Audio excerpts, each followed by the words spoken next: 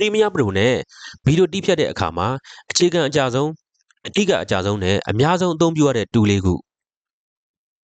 ဒီ tool လေးခုကိုကျွမ်းကျွမ်းကျင်ကျင်အသုံးပြုတတ်မယ်ဆိုရင်ဗီဒီယိုတီးဖြတ်လောက်ရတာမြန်ဆန်ပြီးအချိန်ကုန်လည်းအများကြီးသက်သာပါလိမ့်မယ်ဒီ tool လေးခုကို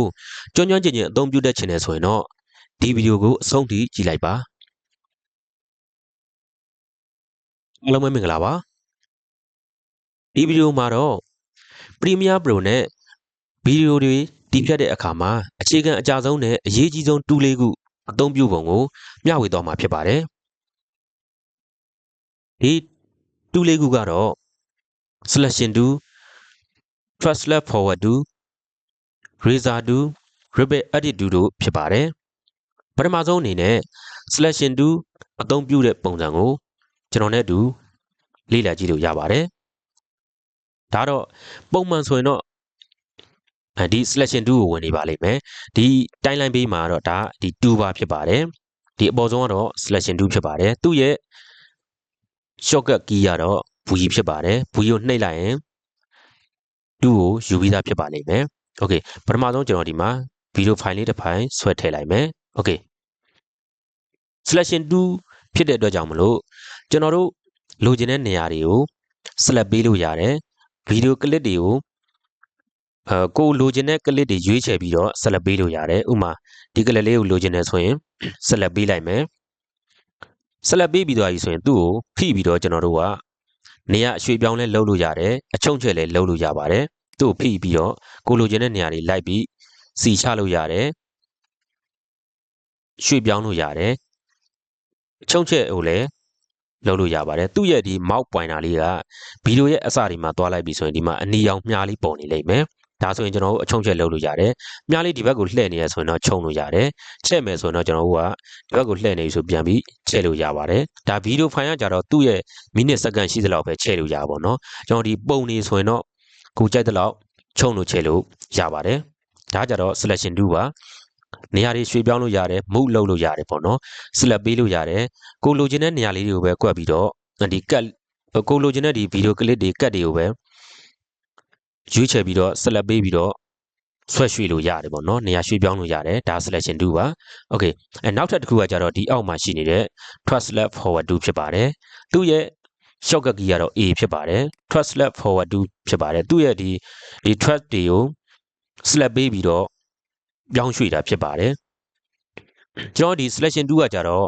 ဂျားတွေထဲမှာကျွန်တော်တို့ဒီဗီဒီယိုတီးဖြတ်တဲ့အခါမှာဗီဒီယိုကတ်တွေပေါ့နော်ဒီဗီဒီယို clip တွေကအများကြီးရှိနေလိမ့်မယ်အဲ့ဒီထဲမှာကျွန်တော်ဂျားတွေထဲမှာရှိနေတဲ့အဲ့ဒီဗီဒီယို clip လေးတွေ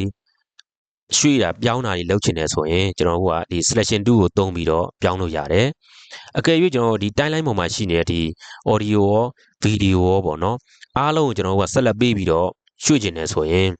ဒီ translate forward tool လေးကကြတော့အချိန်ကုန်တတ်တာတယ်ပို့ပြီးတော့လွယ်တယ်ပေါ့နော်ဒီ selection tool ကိုယူမယ်ဆိုရင်ကျွန်တော်တို့ကအားလုံးကိုလိုက်ပြီးတော့ဒီဆွဲပြီးတော့ဒါ select ပေးနေရမှာပေါ့နော်ဒီလိုမပေးချင်ဘူးဆိုရင်ကျွန်တော်ဒီမှာ translate forward tool လေးကိုယူမယ်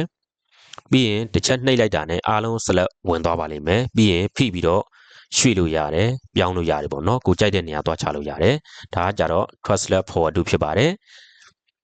shortcut key ကတော့ A ကိုနှိပ်လို့ရပါတယ်နောက်ထပ်တစ်ခုကကြတော့ဒီအောက်မှာရှိနေတဲ့ rapid edit tool ဖြစ်ပါတယ် rapid edit tool ကကြတော့သူလဲဒီဖြတ်တာပဲပေါ့နော် rapid edit tool ကသူ့ရဲ့ shortcut key က B ဖြစ်ပါတယ် B ကိုနှိပ်လိုက်ရင်သူကယူပြီးသားဖြစ်ပါလိမ့်မယ်သူကကြတော့ဘယ်လိုမျိုးပုံစံအလုပ်လုပ်လဲဆိုတော့ဗီဒီယိုအစတွေဗီဒီယိုအဆုံးတွေမှာဖြတ်ပေးတယ်ပေါ့နော်သူက delete ပုံစံမျိုးဖြတ်ပေးတယ် cut ပုံစံမျိုးပေါ့နော်ဖြတ်ပေးတယ်ဖြတ်တာဘယ်လိုလဲဆိုတော့သူကကြတော့တစ်မျိုးဖြတ်တယ်ဥပမာကျွန်တော်ဒီနောက်ဆုံးဒီအစာလေးကိုမလိုချင်ဘူးဆိုရင်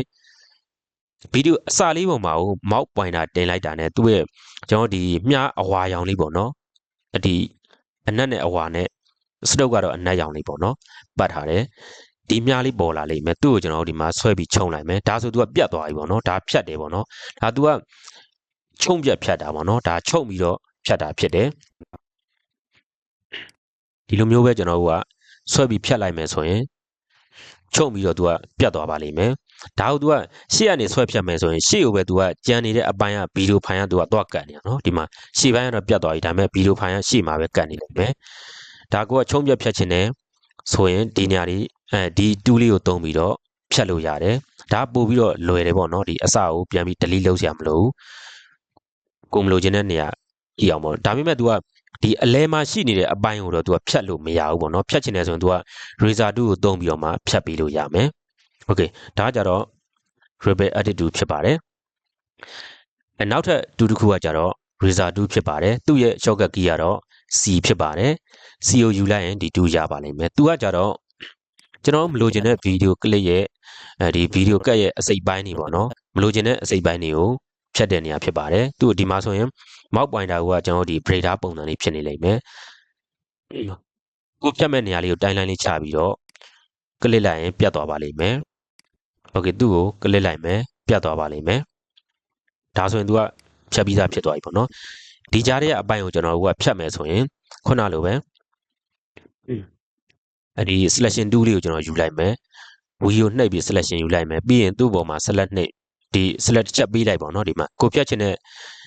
အပိုင်းပေါ်မှာတစ်ချက်နှိပ်လိုက်မယ်ပြီးရင် delete ကိုနှိပ်လိုက်မယ်ရသွားပြီပေါ့နော်ဒီကြားထဲမှာကျွန်တော်တို့ဒီကိုကွက်လက်ကြီးဖြစ်သွားပြီပေါ့နော်ဒီနေရာကကျွန်တော်တို့နည်းနည်းအရေးကြီးတယ်တချို့ကျွန်တော်တို့ဒီကွက်လက်ဖြစ်နေတဲ့နေရာကို selection 2နဲ့ကျွန်တော် select ပေးလိုက်မယ်ပေးပြီးတော့ကျွန်တော်တို့ဒီမှာရှေ့ကိုဆွဲကတ်လိုက်လို့ရတယ်ဒါပေမဲ့ video file တိုင်းကျွန်တော်ဒီနောက်မှာရှိတဲ့ကတ်တိုင်းလိုက်ပြီးတော့ဆွဲကတ်နေမှာဆိုအချိန်လဲကုန်တယ်ပြီးတော့ဒီတစ်ခုနဲ့တစ်ခုကြားထဲမှာကျွန်တော်ဆက်မိတယ်ဆိုတာထက်ပေါ့နော်တခါလေးကြာရင်တော့ကျွန်တော်ဒါမဆက်မိတာတွေမကတ်တာတွေပေါ့နော်တစ်ခုနဲ့တစ်ခုဒါမကတ်တာမျိုးတွေဖြစ်တတ်တယ်ဒီခါမှာဆိုရင်ကျွန်တော်ဗီဒီယိုဖိုင်ထဲမှာခုနလိုဒီအမဲရောင် screen ပါသွားနိုင်တယ်ပေါ့နော်ဒါကြောင့်မလို့သိကြအောင်တော့ကျွန်တော်ဒီလိုမျိုး select ပေးပြီးတော့ဆွဲမကတ်ပါနဲ့ဆွဲကတ်မယ်ဆိုရင် तू ကဒီဗီဒီယို clip တစ်ခုတည်းကိုပဲဆွဲကတ်တာပေါ့နော်နောက်မှာအများကြီးရှိနေဆိုအဲ့ဒီဟာတွေကကြံနေခဲ့လိမ့်မယ်တစ်ခုချင်းမှ like ကတ်နေရလိမ့်မယ်ဒါကိုကျွန်တော်တို့ကအများဆုံးကတ်ချင်တယ်ဆိုရင်အထူးပြန်လုပ်လိုက်မယ်သူ့ဒီမှာဒီလွတ်နေတဲ့ပုံမှာကို right click နှိပ်လိုက်မယ်ပြီးရင်ဒီမှာ rebel delete ဆိုတာလေးကိုတစ်ချက်နှိပ်လိုက်မယ်ဒါဆိုရင်နောက်မှာဒီဗီဒီယိုကတ်တွေဘလောက်ပဲရှိနေအားလုံးရှေ့ကိုကတ်လာပါလိမ့်မယ်ဒါကပို့ပြီးတော့စိတ်ချရတယ်ပေါ့နော်ပို့ပြီးတော့သိကြပါတယ်ဒါကကြတော့ razor 2ဒါကကြတော့ rebel edit 2ဒီမှာ fast slash forward 2အပေါ်ဆုံးကတော့ selection 2ဖြစ်ပါတယ် okay ဒီဗီဒီယိုမှာတော့ Premiere Pro ကိုအခုမှစတင်အသုံးပြုပြီးတော့ဗီဒီယိုတည်ဖြတ်လုပ်မဲ့ကျွန်တော်မိတ်ဆွေတွေအတွက်ကိုဒီဗီဒီယိုလေးကကျွန်တော်မျှဝေခြင်းဖြစ်ပါတယ်ကျွမ်းကျင်နေတဲ့သူတွေအတွက်မဟုတ်ပါဘူးအဲ့တော့နောက်ထပ်ကြံနေသေးတဲ့ဒီ2တွေကိုတော့နောက်ဗီဒီယိုကြာမှကျွန်တော်ဆက်ပြီးတော့မျှဝေပေးပါမယ်ဒီတော့အခုမှစတင်လေ့လာနေတဲ့ကျွန်တော်မိတ်ဆွေတို့အတွက်လည်းကျွန်တော်ဗီဒီယိုလေးတွေကအထောက်အကူဖြစ်လိမ့်မယ်လို့ကျွန်တော်မျှော်လင့်ပါတယ်ကြည့်၍မိတ်ဆွေတို့အတွက်အထောက်အကူဖြစ်တဲ့အသုံးဝင်နေဆိုရင်ကျွန်တော်ရဲ့ channel လေးကိုလည်း